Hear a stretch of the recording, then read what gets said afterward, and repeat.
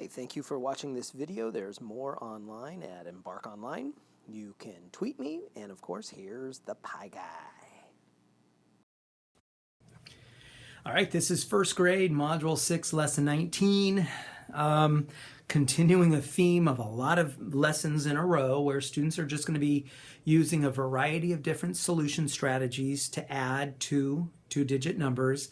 We're going to be comparing methods. Students are going to want to talk. So this is a great opportunity, parents and teachers, to get your students talking academically, having this academic discourse where they're talking about their solution methods, what strategies they chose, why they chose it.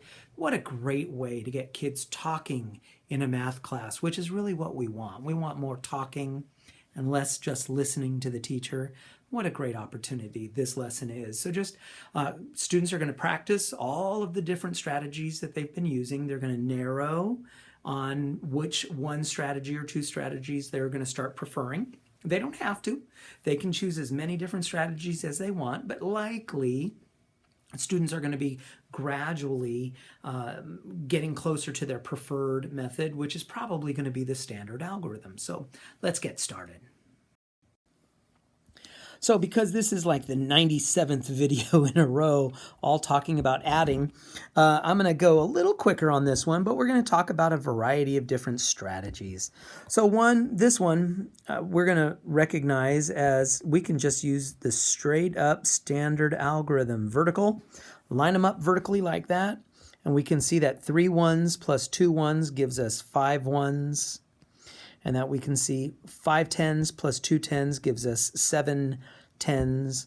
And so the answer is 75.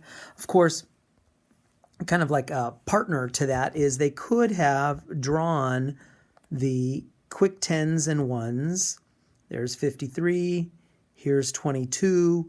And this shows us that we indeed have 5 ones and we have 7 tens. So pictorially and abstractly, we can see that the answer in both cases is 75. Making it a little bit more difficult because now we're going to have a value of 10 here. So the idea, well, what's another method here? Well, let's do, break this up to be 70 and 6, break this up to be 10 and 4. And now we can say, oh, 70 plus 10 is 80. And then we can see that 6 plus 4 is 10. And then we can add those together and get 80 plus 10 gives us 90. So the answer, of course, is 90. So that's another method we could have used. Not the only strategy, but I'm trying to provide a variety just as a reminder for you all to think of all the different strategies. I can see here on this one, 76, pretty close to 80. So it needs 4 more.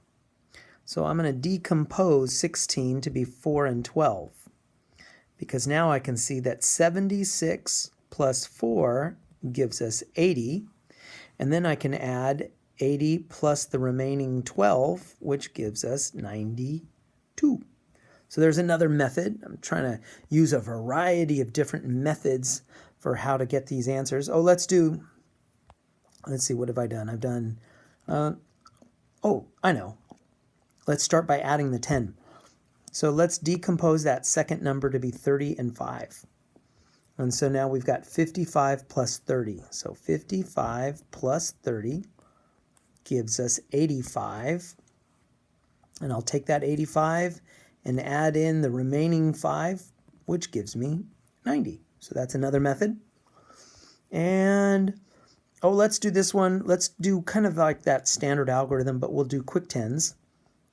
4, 5 tens, 4 ones, 4 tens, and 6 ones. And we can see that we're going to have 10 ones here, right here. 6 plus 4 is 10. So that means we're going to have 0 tens left over, and all of these tens become an extra 10. So we're going to end up with 10 tens, which is 100, isn't it? Another way we can show that is that standard algorithm, 54 plus 46. The reason why this shows up last on this page is because it is the most difficult of the problems because it actually goes into the hundreds place. 4 ones plus 6 ones gives us 10 ones, which means we're going to have another 10 and 0 ones left over. 5 tens plus 4 tens plus 1 10 gives us 10 tens. So the answer is 100. So you can see the pictorial method and the abstract and make the connections between the two. This second page is just more of the same. Same kind of practice. We want students to be thoughtful about what techniques they're using. For example, here, I can see that 49 only needs one more in order to get 50.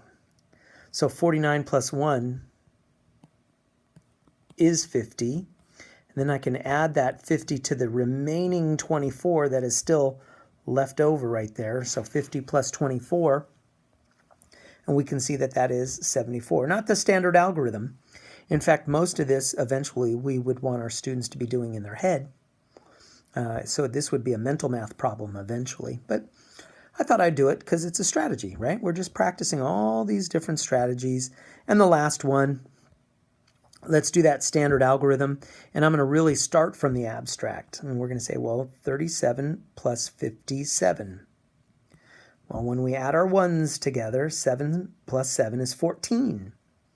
So 14 means we have an extra 10 plus those 4 ones left over. And now we add up our tens. So we have 3 tens plus 5 tens plus 1 more 10 gives us 9 tens. So the answer is 94. Whole bunch of different methods. And we want students to kind of experience all of them, and as they're, we want them to appreciate all the different strategies that they have at their disposal that they can use, although we know that they're going to eventually settle on 1 or 2 strategies as their favorite go-to strategies, one of which is probably the standard algorithm. And that wraps up.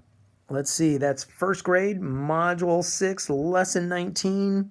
Students are sharing and solving in a variety of strategies, adding 2-digit numbers. Hey, by the way, amongst all the things that I want you to do, one of them, consider subscribing to my channel.